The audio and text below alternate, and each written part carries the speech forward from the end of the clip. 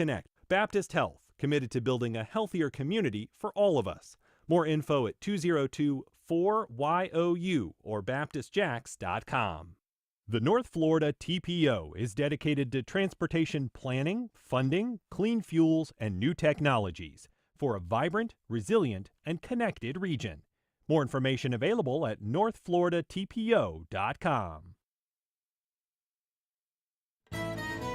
This is WJCT News 89.9 Jacksonville. Up next, national and local news from NPR and the WJCT News team.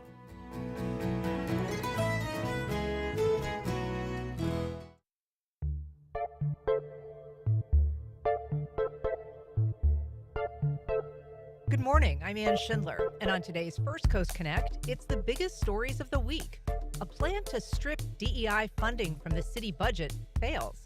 First responders worry about Jacksonville's new tax rollback. An environmental lawsuit targeting beach driving leads to more beach driving. A film project gets a $400,000 boost from lawmakers, and open carry goes live. We'll talk about all that and more with our panel of journalists on our Friday Week in Review.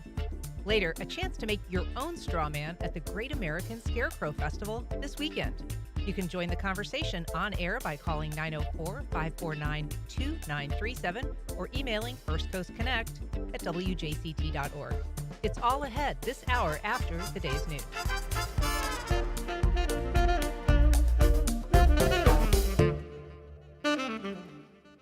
Live from NPR News in Washington, I'm Korva Coleman. Israeli Prime Minister Benjamin Netanyahu is set to address the UN General Assembly this hour. He's expected to excoriate Western nations who recently announced they'll recognize a Palestinian state. President Trump says he's had good talks with Arab and Muslim leaders about resolving the war in Gaza. He also says he won't let Israel annex parts of the West Bank.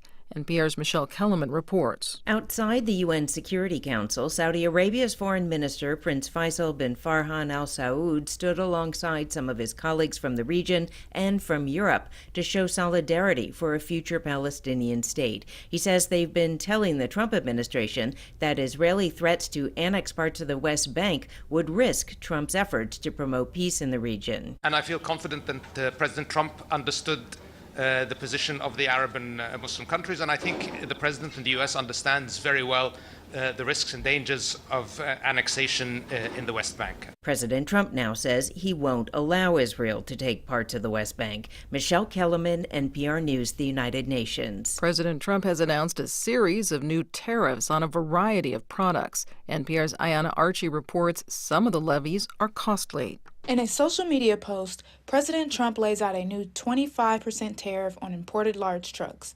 He said this is needed to protect trucking companies that manufacture in the U.S., like Kenworth and Mack. He's also putting a 50% tariff on kitchen cabinets and bathroom vanities, and a 30% levy on upholstered furniture. And branded or patented pharmaceutical products that aren't made in the USA will face a 100% tariff. Trump says the new import taxes must be applied, quote, for national security and other reasons, and will take effect October 1st.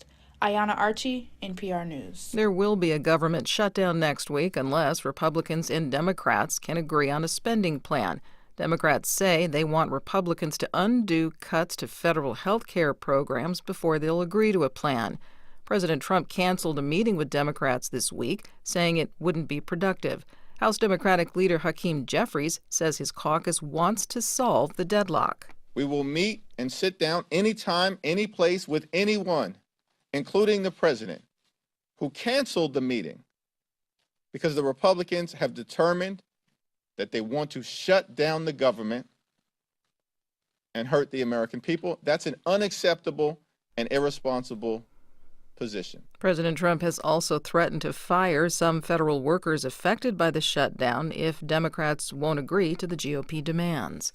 A measure of inflation that is closely watched by the Federal Reserve was up a little last month. The inflation gauge rose 2.7% compared to a year ago. You're listening to NPR News from Washington. Good morning. You're listening to WJCT News 89.9 in Jacksonville. I'm Stephen Ponson. It is now 9:04. A 20-year-old newlywed, Tina Hines, was stabbed to death in her Mayport apartment in 1994, and the real murder was never identified until now. Hines' brother-in-law was originally convicted of her death in '96 and sent to prison until his conviction was overturned in 2007.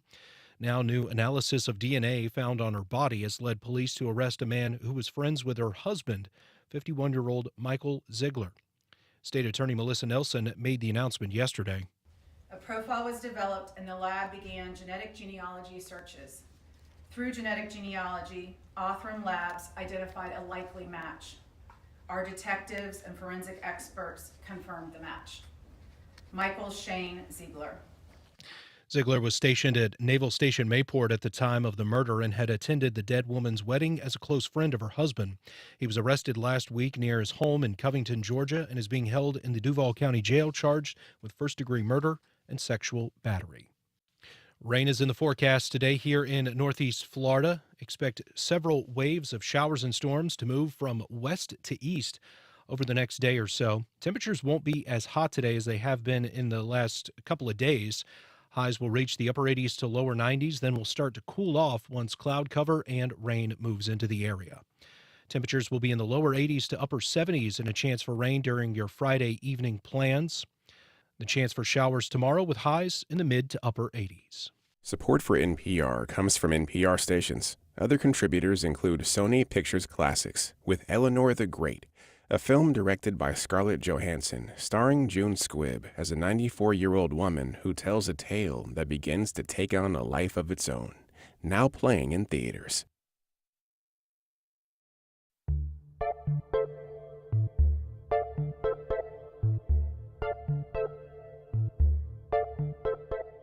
Support for First Coast Connect is provided in part by Baptist Health and North Florida TPO. Opinions expressed on the First Coast Connect Week in Review are those of our panelists and do not reflect the views of WJCT News 89.9.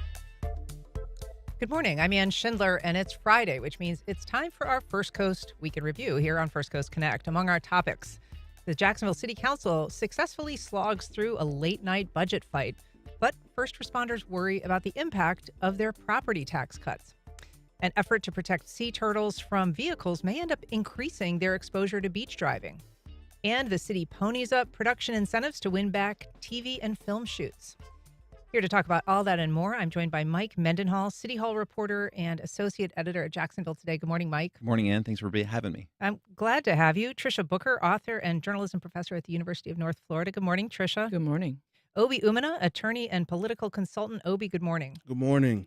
And Jake Stofan, city and state government reporter at Action News Jax.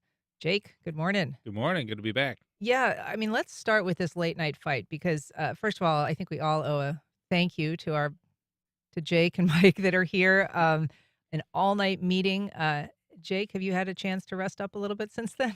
I slept for 5 hours from 5:30 in the morning to 11. Then I worked for 4 hours, and I slept for an hour, and then I slept for a full night. So, yeah, I'm good. You're caught up? I'm good. You know, Thursday night football kept me up a little bit last night. You got a Celsius in front of you, so you can't be all the way back. Yeah, that's an everyday thing. I didn't get the pounder, as they call them in Fargo. So this meeting ended around 4:30 something? I think I was leaving at 4:30 after doing interviews. So I think it was probably like 4:15 is when they, left the dais. Epic. But, this is a $2 billion budget they ultimately approved. Were there some clear winners and losers here? One could probably argue that Councilmember Rory Diamond kind of lost. I mean, he really put kind of all of his capital and hope into his big, beautiful budget amendment, or what was Councilmember Johnson calling it? He had a different nickname for it. Yeah. That was a lot less flattering. Obviously, the amendment that would have, prohibited city funding from going towards abortion, immigrants without legal status, or DEI initiatives, all things that pretty much everyone was in agreement on. The city does not spend money on, so it was really more of like a, political litmus test for everybody up there. Who's willing to stomach this thing that optically, council members would, if they were to support it, have to go against their principles, or if the conservative council members were to vote against it, that's potentially campaign fuel for somebody to run against you, right? So, I Sure. mean, very politically charged terms involved in it. The actual, impact beyond just the optics of it probably would have been nothing. But Diamond was not willing to back down on it, and forced one of his colleagues to be sort of the adult in the room and say, "Hey, we're going to lose millions of dollars in state funding if we don't have a budget done by the end of this meeting. It's 3:30 in the morning at this point. I'm just going to take one for the team and flip my vote so that we can get this thing across the finish line." That was obviously Councilmember Will Lanen, who eventually made that call after getting some commitments from some of his colleagues that, hey, if I do this, if I take one for the team here, are you going to support the budget and let us get this property tax cut through, which he ultimately was able to do. And that was kind of what I was predicting for the last week and a half, just sort of polling the different council members. I had already heard from some of them that, hey, if it comes down to it, I can stomach the property tax cut, but I cannot stomach the Diamond Amendment. So I wasn't too surprised to see it. I was surprised at how long it took. You had a great line, Mike, from Will Lanen, who had said, it's a time for pragmatism. 3:30 in the morning, you start to find yourself getting really pragmatic. Yeah, it was, and he like Jake said, he was the one that kind of it became the adult in the room. I think that, I think Will Lanen just, he had voted for the amendment every time. If I believe, correct me if I'm wrong, Jake. The Diamond Amendment. The Diamond Amendment every time. Up until that point, but I think that he said that his primary responsibility was to get a budget passed. That's what he was thinking about, and Will Lanen throughout the whole City Council Finance Committee process, he was very staunchly like aware of the coming deficits, and he was really focused on the numbers. That's kind of what he's been focused on pretty much the whole time, and I think that really showed through in what in his final vote. And I think he'd received praise from members of his own party, but also to the members of the Democrats for switching that vote at the end.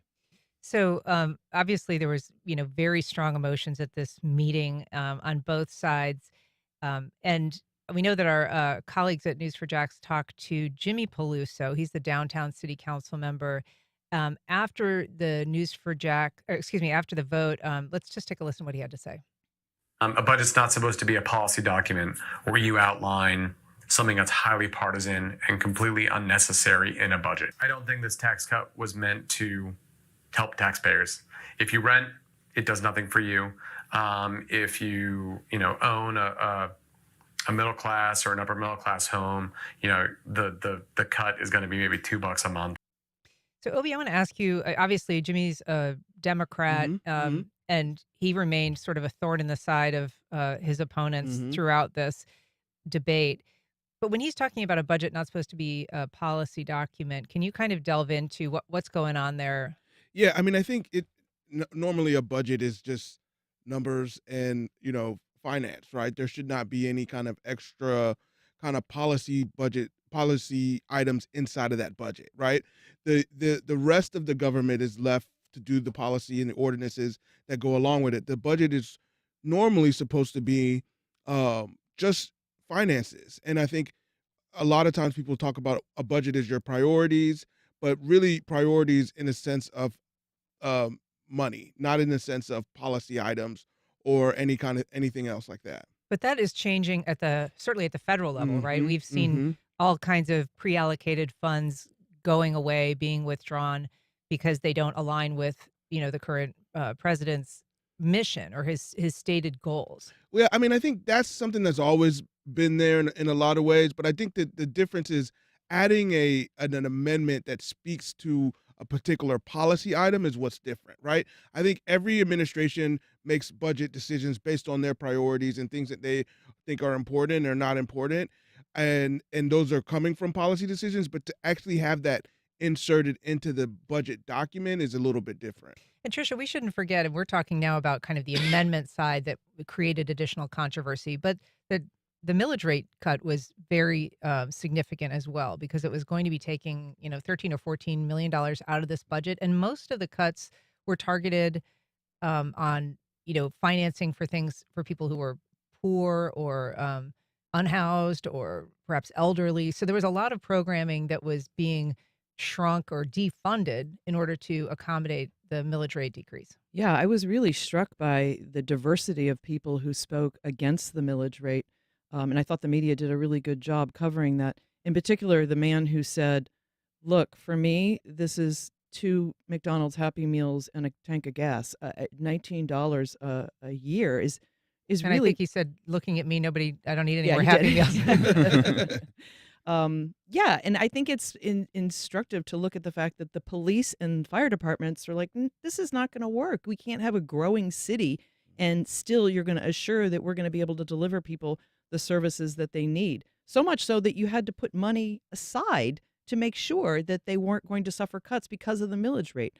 I don't know, when we were talking about how policy should not be in a budget, this is a perfect example, and I do think it comes from the top. It's not trickle-down economics. It's trickle-down rhetoric from the federal government to the state government to the local level. Sure. So Council President Kevin Carrico, disagreed with that assessment of this being, a political ploy or a political tool. And he also spoke to our colleagues at Channel 4. Let's take a listen. Yeah, the 1/8 reduction is not political at all. I think giving taxpayers money back and not wasting money on government spending is not political at all. That's something that we owe our taxpayers as the fiscal agents of the city council. We appropriate the dollars. So when there's an excess of revenue and we think we can either tuck some away in the reserve or give it back to the citizens.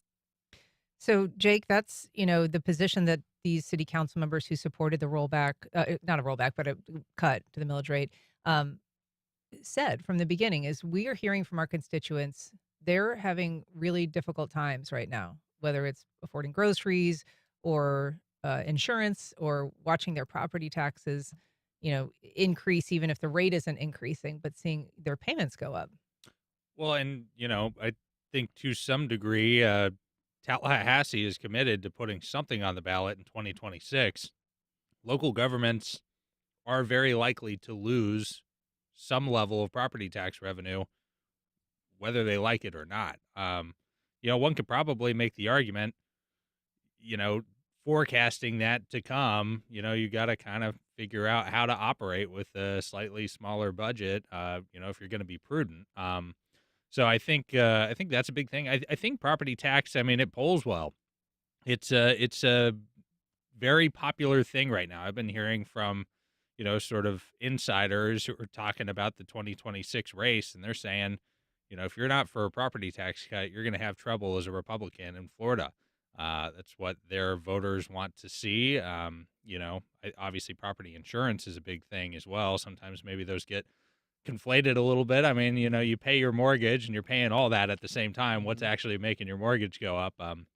But I don't think there's any question, home values have increased. People are paying more in their property taxes, even if the rate is going down, right? So I think that it's again kind of a political litmus test. You want to be able to say that you cut taxes, you cut your property taxes when you're running for re-election in 2026. Obi, I saw some research that showed that the number of seniors who are, homeowners and not currently paying mortgages, that their awareness of and their support of a tax cut is far more pronounced than the rest of the state, because they are not paying through escrow like a lot of homeowners are doing. They're actually getting a bill, seeing it go up year after year. And so they really feel that. And of course, seniors tend to vote more and vote more reliably. Yeah, but also seniors are a lot of times on a different type of budget, right? Because they're either retired and they're not bringing in the same amount of money as possible as usual, and then that's sometimes their biggest bill is that property tax bill. And I think there is the state of Florida has bent head over heels to give seniors kind of property tax, homestead exemption, extra exemptions as well, and I think it makes a lot of sense to do that for people that have paid on their house for 30, 40, 50 years and then are still doing that. The problem is, they are benefiting from those property taxes, the roads and all the things that go into what the property taxes go for. And so, I think that the solution is going to be difficult because people they have these bills, the prices of food and all this other stuff haven't gone down, and they're looking for some relief. Yeah. If you're just joining us, I'm talking to Mike Mendenhall, Tricia Booker, Obi Umunna, and Jake Stofan about the week's headlines. Just a bit, we're going to be talking about the surprising expansion of beach driving on Amelia Island. But right now, we're talking about the city budget, and you can reach us at 904-549-2937 or by emailing firstcoastconnect@wjct.org. You can also reach out on social media at FCC On Air. We've got a call from John on the South Side. Good morning, John. Go ahead. Hi, good morning. I'd just like to say about the budget, I'm disappointed in both sides of the rhetorical aisle at the council. One saying the sky's falling because of a $13 million cut, and the other is saying they're doing great things by providing that cut out of a $2 billion budget that's seemingly rapidly expanding. And there's a continued lack of discussion about what they're going to do about the $1 billion they need for a new jail, the $1 billion they'll need for a new convention center now that that's in a number of years going to be demolished for the U.S. facility. It just seems like neither side has truly given us the straight skinny on what we're facing as a community. And thank you for the time. Thanks, Tim. Appreciate that. We also got an email with a question for you, Obi, saying, can you ask Obi why the Democratic Party isn't hitting back harder at folks like Rory Diamond and the other political performers? Just telling folks what an irresponsible dereliction of duty it would be to surrender the council's job and the city's budget to the state should get him disqualified as a serious person. The Dems wouldn't even have to remind people of the Canine for Warriors expose.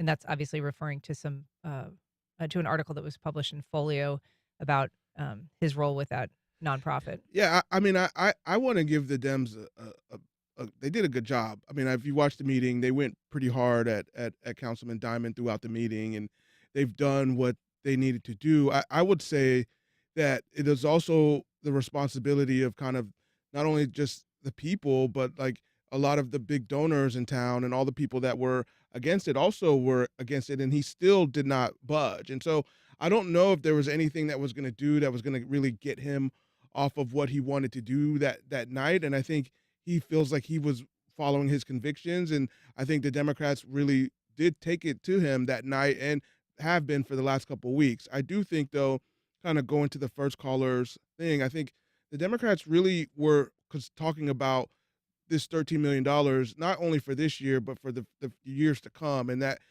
is money that was going to go towards kind of some of these projects. But not only that, a huge deficit that we have. And I think the Democrats were the only person that were really talking about that in a way that made sense. So, I mean, I don't agree with necessarily that email, but I do think, obviously people now have the opportunity to exact revenge on the council people that didn't vote the way they liked.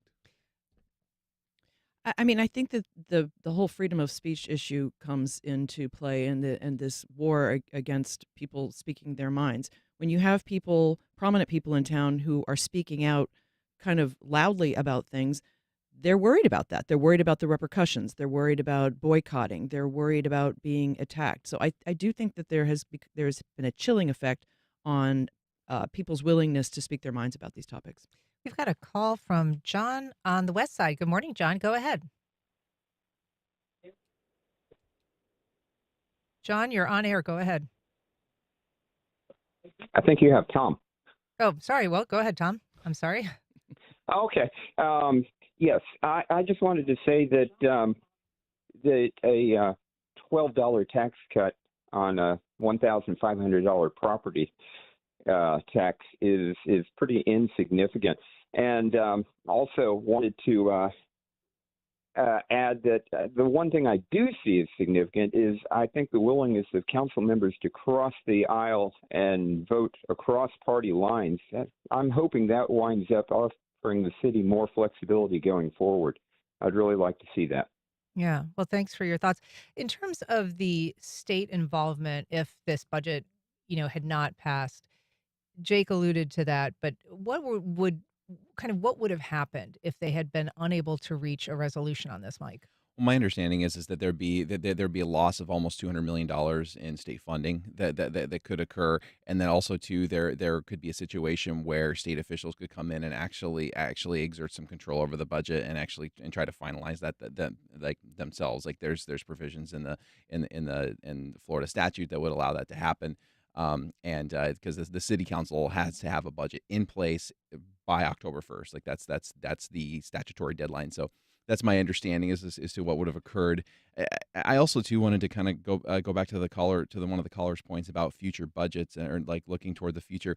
That was one of the big arguments too of the police and fire unions with the millage cut, is that, look, we know that this city council has been supportive of JSO and the Jacksonville Fire and Rescue Department financially, but we're more concerned about what the unknown is with future councils and compounding loss of revenue over the years as this millage cut continues to go forward and forward. Like we're trying to mitigate the unknowns, and even though $13 million may not seem like a big number in this particular budget, you add years and years on it, you're talking about tens of millions up to hundreds of millions of dollars, which eventually will start to impact, their argument was, city services such as JSO and fire. So I think that was kind of a similar argument too that all of the opponents to the millage cut were making, is that we're going to start to see basic city services like roads, bridges, infrastructures more difficult to put forward.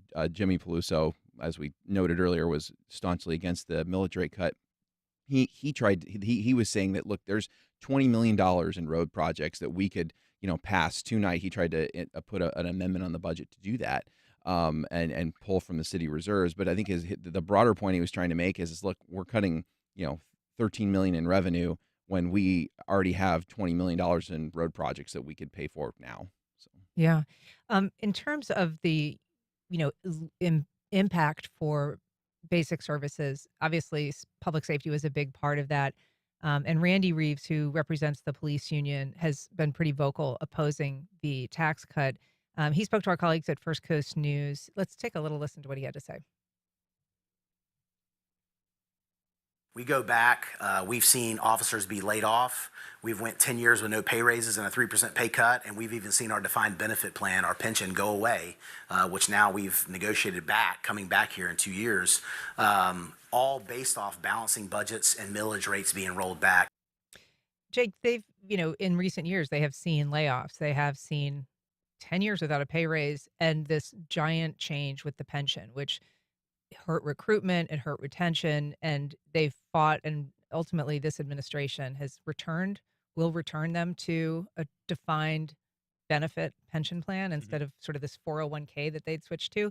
So they have, pretty recent examples of what happens when there isn't enough money to support what they think is an appropriate amount to spend on public safety. And yet it is an enormous amount of the budget. It seems to go up every single year. It's a lot of employees. But I also spoke with Randy Reeves on, I guess, what was it, Wednesday. He did say that with all 19 council members committing to essentially sanction off, a swath of the city reserves to create essentially a third reserve dedicated to public safety, that does ease their concerns to some degree. I mean, the real question is, how much is FRS going to cost? How many people are going to opt into that? That's the Florida retirement system. Yeah. How much is that, going to balloon? How much are, law enforcement agencies around Duval County going to raise pay to stay competitive? And how much will Duval have to, put up to respond to that in future years?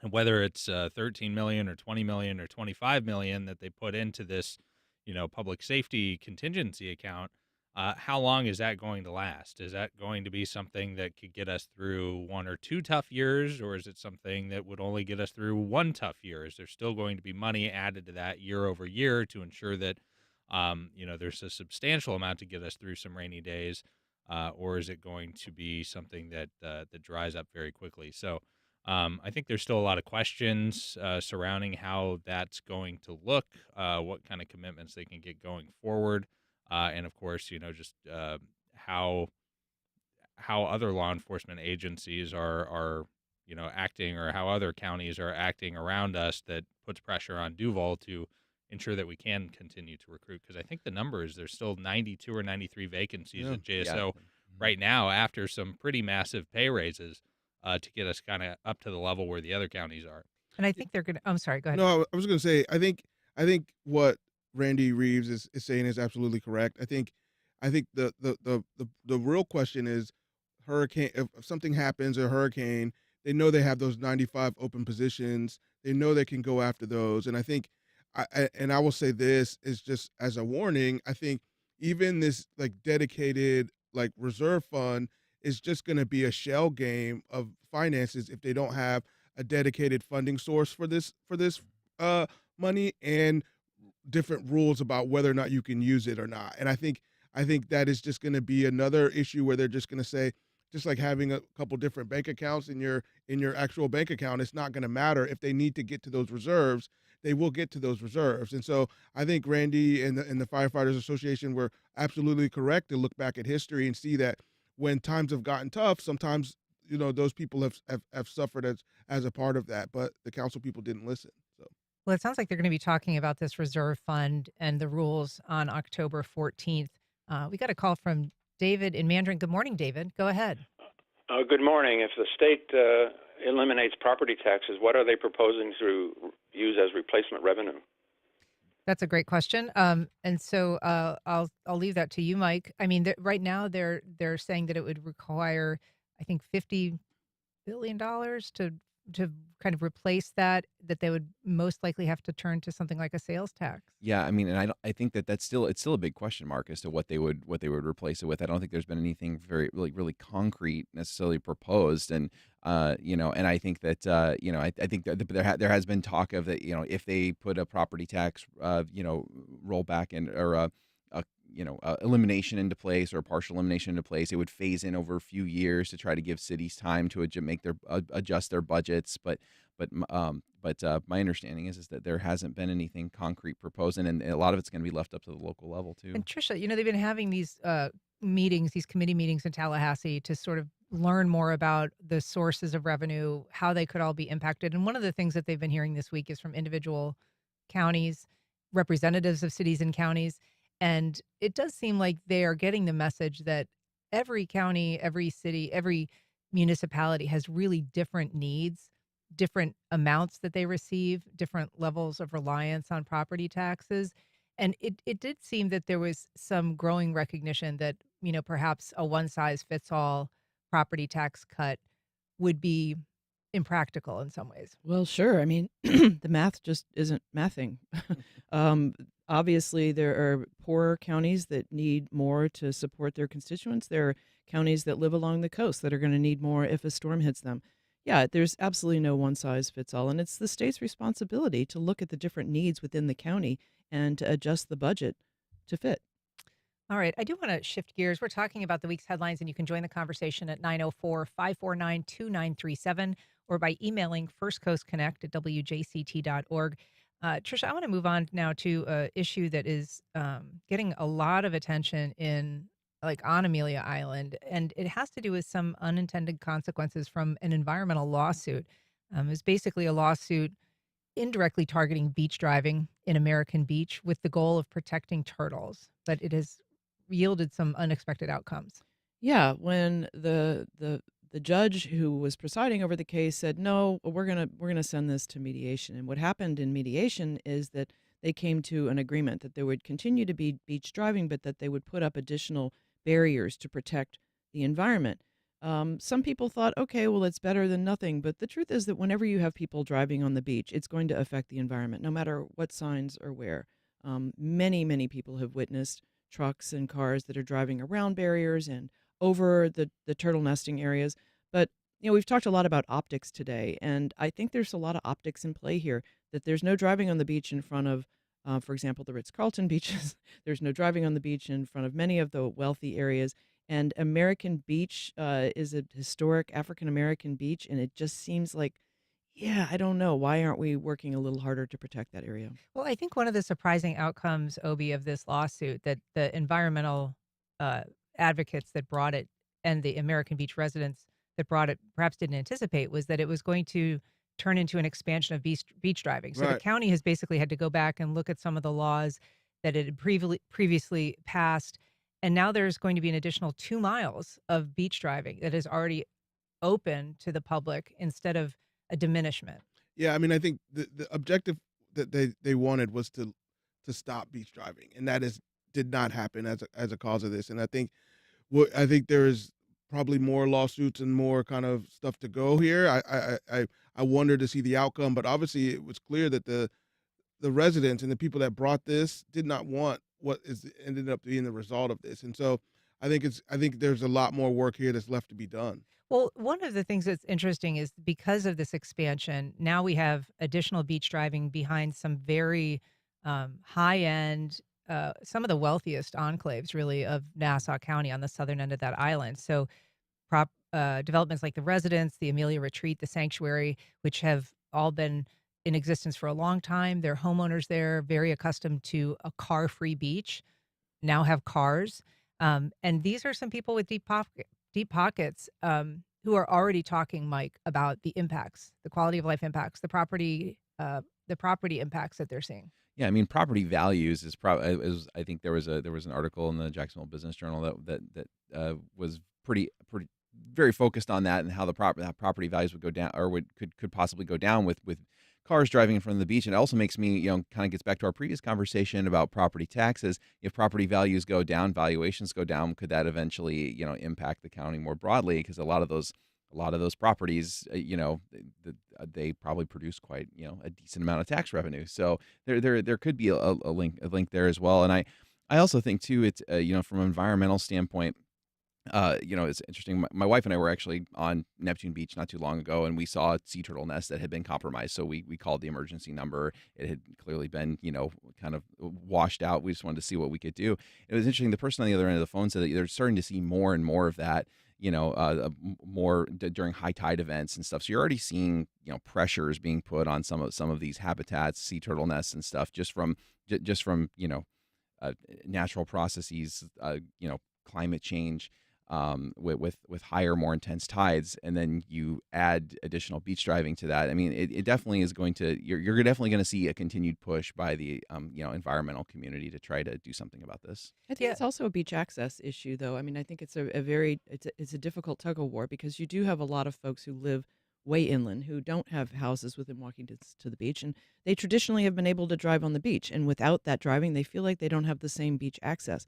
It has been a long tradition in Florida, but at the same time, our environmental needs are changing. There is more and more Florida beach erosion, which means there's less areas for the sea turtles to nest and hatch. So I think it's an unfortunate tug of war. Yeah, and Nassau County has an interesting arrangement, Jake, because they limit beach driving. Basically, you have to be a county resident or a disabled member, someone who's disabled or an active duty military member. And so it's a small universe of people that can use that beach. But when you're talking to people that have been fighting beach driving, like the folks in American Beach, who've said that they were sort of cut out of these deals that eliminated beach driving in front of some of the high-end resorts on either side of them, and they've had to bear the brunt of it. So now they're seeing these southern end of the island developments, communities impacted. They're actually anticipating that it could help their cause now that they have sort of more people impacted by beach driving, and that could actually further their desire to further restrict it. Yeah, I mean, I would imagine it just depends on how the people respond to it. I mean, are they going to be excited about going and driving on the beach themselves? I mean, generally when you go out to the beach, you're hoping to just see nature or the occasional tent or sun umbrella, but maybe you like seeing a Chevy Tahoe out there too. I don't know. Obi, in terms of just the history of this beach, it has its own significance. It was created as a place during segregation for Black families in Northeast Florida and around the state to enjoy the beach, which was something that they didn't have an opportunity to at a lot of segregated beaches. And so it's got this important history, but it has, I think, felt always squeezed by the new development, the resort communities on either side, or all around on the island. And for those residents who live there and feel like beach driving is intrusive, this raises a lot of just kind of historic grievances about how that community has been treated. Well, yeah, I mean, I think it is. I think some of the residents are finally saying this is what we felt like the whole time, right? This is what we've been experienced the whole time, and now other people are starting to experience this, and now people are finally kind of speaking up about it because for the longest time, people have been able have seen this on American Beach and didn't like it, been squeezed by it, and felt that this was not helpful to the beach community and the residents there. And to see that now it's happening in other places, I think that is giving them some credence as far as trying to get this stopped. Yeah, and it's interesting, Tricia, because an American Beach resident that was interviewed in that story that Mike referenced basically said, they're outraged just as we've been for the last 35 years. But the person that they interviewed was saying that this could actually build momentum for the cause. Yeah, I mean, I think it's they're looking at this saying, yeah, welcome to the club, but at the same time, they're welcoming them to the club because it will help to have more money, more momentum, more people speaking out against beach driving. I think that the environment doesn't always move the needle when it comes to Florida politics, Mike, but property values, property rights does. And so I think it's interesting that you've got HOAs now in that southern part of the island saying we might bring lawsuits based on the fact that our properties, I mean, there's anecdotal stories of people canceling home tours and people not putting their condos on the market because of this development of beach driving, which is going to impact, they say, very seriously the values of those homes. Yeah, you're bringing in folks that have disposable resources that can actually put towards a fight or a lawsuit. And so that will add an interesting dynamic to this to the story. All right. Well, I want to move on now to a topic of film incentives, which is something the city under this administration has said they want to get back in the business of trying to lure TV film productions to Jacksonville. So there's this Project T that has been under discussion. I don't think any of us know what that stands for. It's kind of one of these secret until it's not secret. But the council is supporting, Mike, this plan to transfer up to $400,000, which is a no small sum, to lure Project T to town.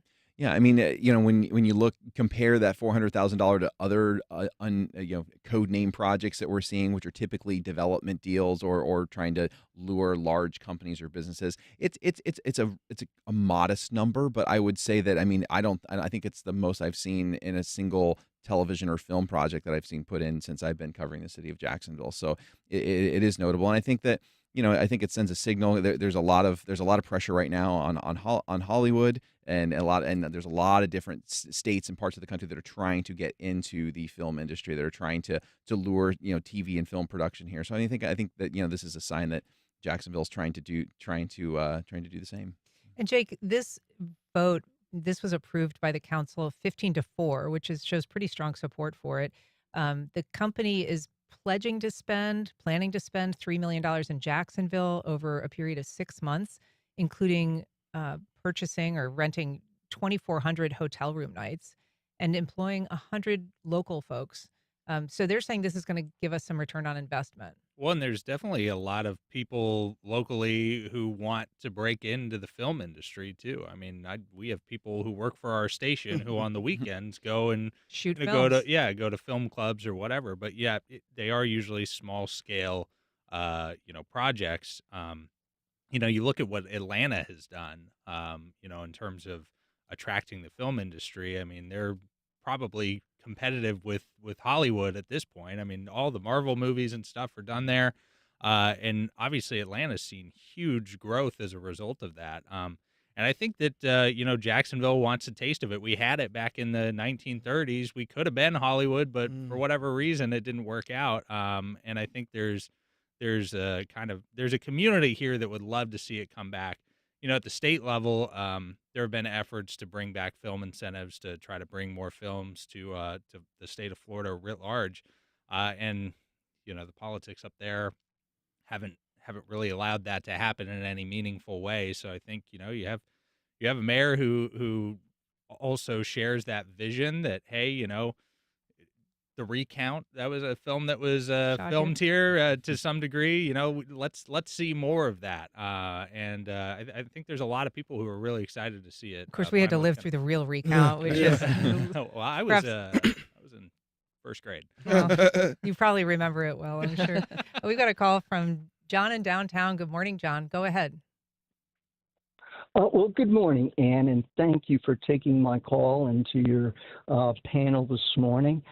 Yes, just wanted to weigh in on Project T. I'm sure it's Project Trump. It's going to be huge. And, the Office of Economic Development, led by Ed Randolph, you got Gregory Grant with JSEB and Todd Red Carpet Rubin. It is just off the charts. It is just the beginning, and just wait for Spielberg, just to weigh in on this. But the movies, documentaries, films. We had McMillions. Well, Jacksonville, get ready for McBillions. And so, anyway, just thank you for taking the call, and just lights, camera, action. Let's go. Thanks, John. Tricia, Jake sort of alluded to the silent film era, which obviously we had a lock on the film industry. We were the Hollywood of the South. But even in the 90s, there was before the state got rid of incentives for film production, there was a fairly decent amount of films that were coming to the state. There's obviously great weather. You can do shoots without, you're not dealing with like rainfall like you are in some other places as often. So, it really has a lot to sell itself, except until now, really, for the money. Yeah, we actually have a fairly robust little film industry going on. We have some really well-known underground directors. We've got actors and actresses who are making really cool little indie films. To the speaker's point, I don't think it's a bad thing to worry about whether giving a company this money is going to result in some kind of restrictions on the types of movies that they can make. I think that in this political environment, it's a concern. Yeah, I'll say this. One thing is this is why it's nice to have a little extra money in your budget, right? To be able to do and take chances on things like this. If you look at like Shreveport, Louisiana, 50 Cent opened up a big studio there, and they've really reaped in the benefits of that. And I think making Jacksonville open to something like that could also provide a lot of jobs, provide another industry here. I think it could be helpful, but you have to be able to kind of willing to bet and gamble on some of these things, and you need extra funds to do that. Sometimes you need a champion too, like that sort of the one figure that can, be a unifying factor. And we should say, we spoke to the director of a locally shot film, a film shot in Atlantic Beach, called No Sleep Till, and it's actually going to screen here at WJCT Studios next Tuesday, I think. But it's an amazing film, a really kind of beautifully shot art film, and is not a small project in any way, even though it was not necessarily an enormous budget, Mike.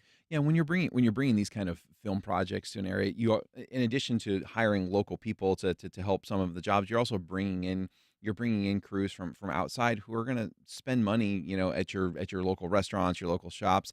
During the pandemic, I'm familiar with the Netflix show Cobra Kai. They actually filmed some stuff out in Jacksonville Beach area, and they were out in the Neptune Beach Town Center. Their crews they were wearing their shirts and stuff, and they were in there shopping, and they were eating out and stuff. And that's just a small example of, when you bring these bring these productions in, they're gonna spend money while they're here too, and in addition to just what they need for their film production. I do just briefly want to talk about open carry in Florida, because while it's sort of under the state attorney general been sort of the law of the land, open carrying a firearm in Florida didn't actually become, according to the courts, legal until yesterday, Thursday. And so now we're going to be a state that allows open carry. In fact, we're really sort of late to the game, Obi. Florida is the 47th state to legalize open carry. Do you think it's going to be make a big visible difference? I'll be honest, I'm surprised that we are kind of a little bit behind there. I do think it's going to make a difference. Obviously, will take some kind of people getting used to it, and there are still some restrictions on open carry here. Private property, private companies can also restrict you, as well as government and schools and stuff like that. So I think it will take some adjustment. I think people have been used to the concealment laws, and so I do think it'll take some adjustment. I do think you'll start to see more and more, though.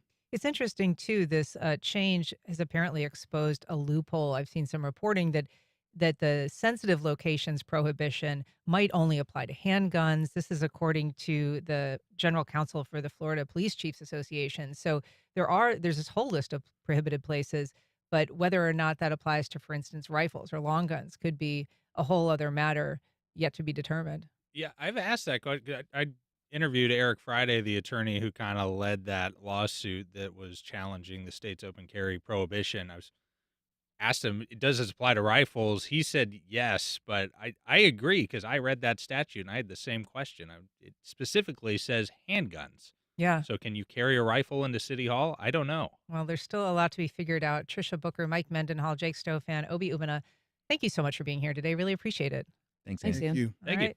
Up next, we're going to be talking about the return of the Great American Scarecrow Festival.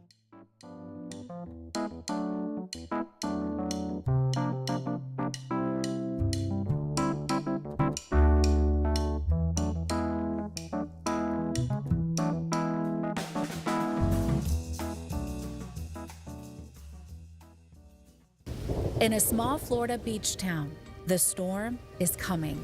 As Atlantic Beach prepares to evacuate, a few stay behind. From debut director Alexandra Simpson, no sleep till. One night, one storm, no turning back. Join us Tuesday, September 30th at WJCT Studios. Doors open at 6. Film starts at 6:30. Tickets at wjct.org/film.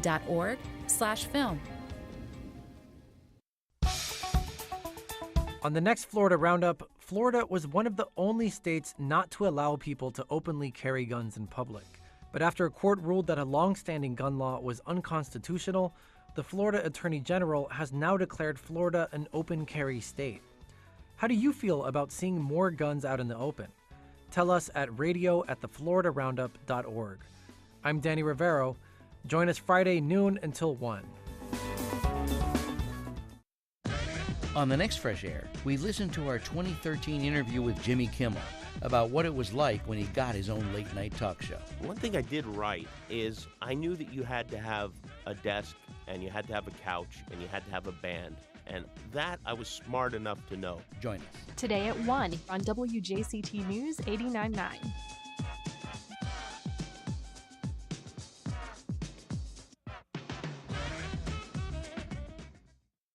White House officials blame anti-ICE rhetoric for a fatal shooting at a facility in Texas. On the next Friday News Roundup, more finger-pointing over violence in the U.S. Plus, the White House threatens mass firings to avoid a government shutdown, H-1B visas get a price hike, and a new warning label for a common drug.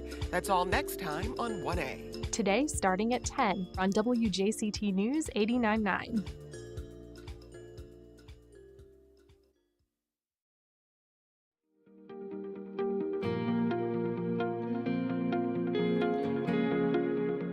Welcome back. Well, the Great American Scarecrow Festival returns to St. Johns County this weekend. Joining us to tell us what's on offer and who will benefit is Malia Gariba. She's the founder and CEO of the charity Pie in the Sky, and she joins us now on the phone. Good morning, Malia.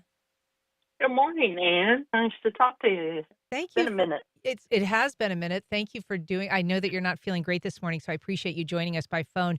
Sure. This is just one of really dozens of fundraisers now that Pie in the Sky does, but this is a pretty significant one, and it really is much more of a community-based one that tends to involve lots, sometimes hundreds of people. So remind us a little bit about, first of all, Pie in the Sky, what the mission of the charity is, how it came together in the first place.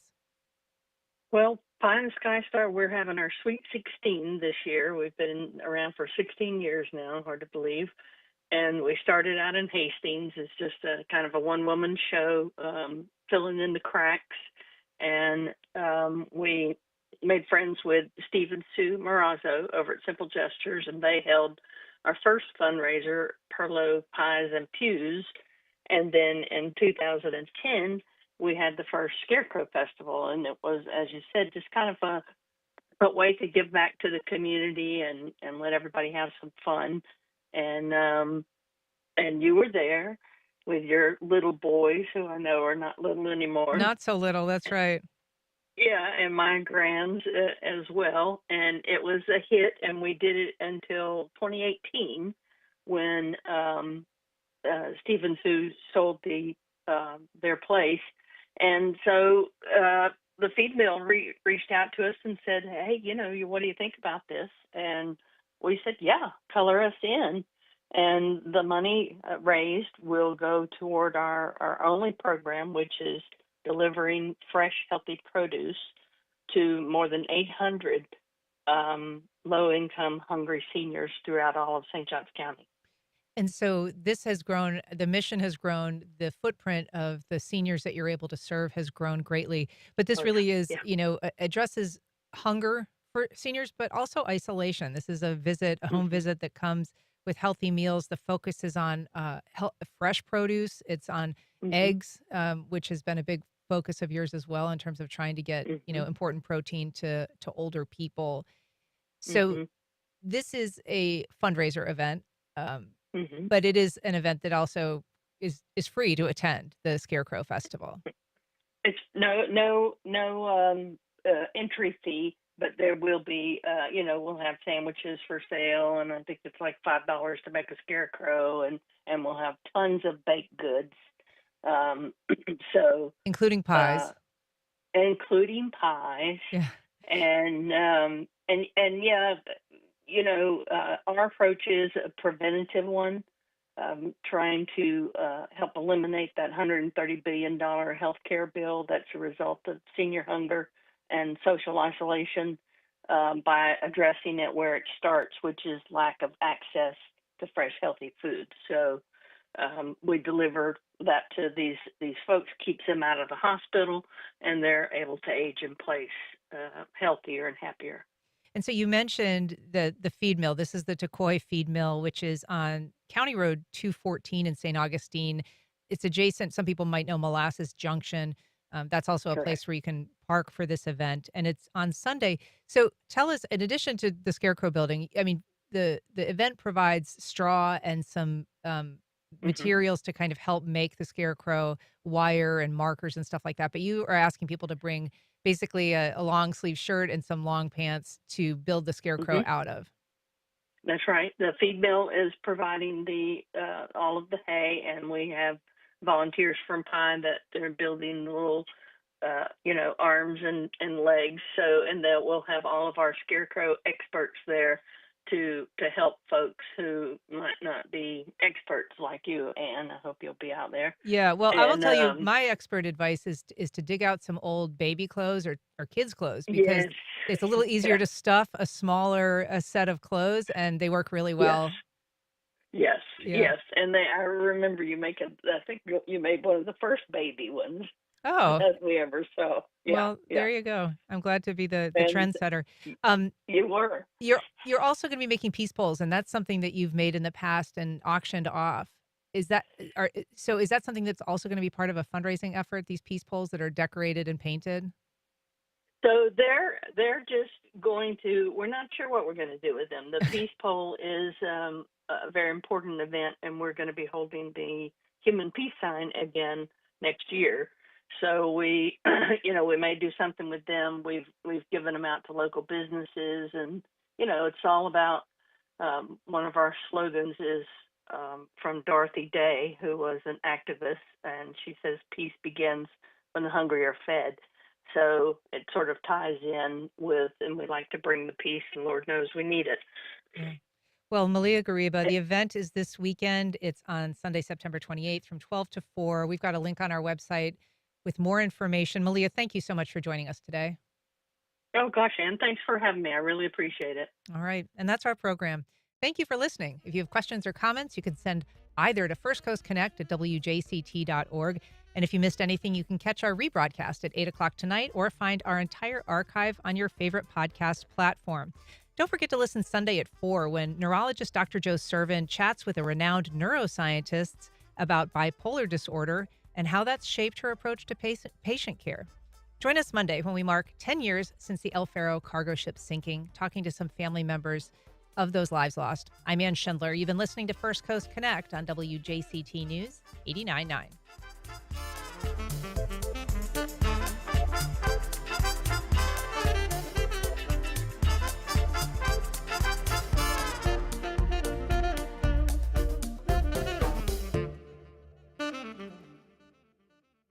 Support for First Coast Connect is provided by Baptist Health and the North Florida TPO.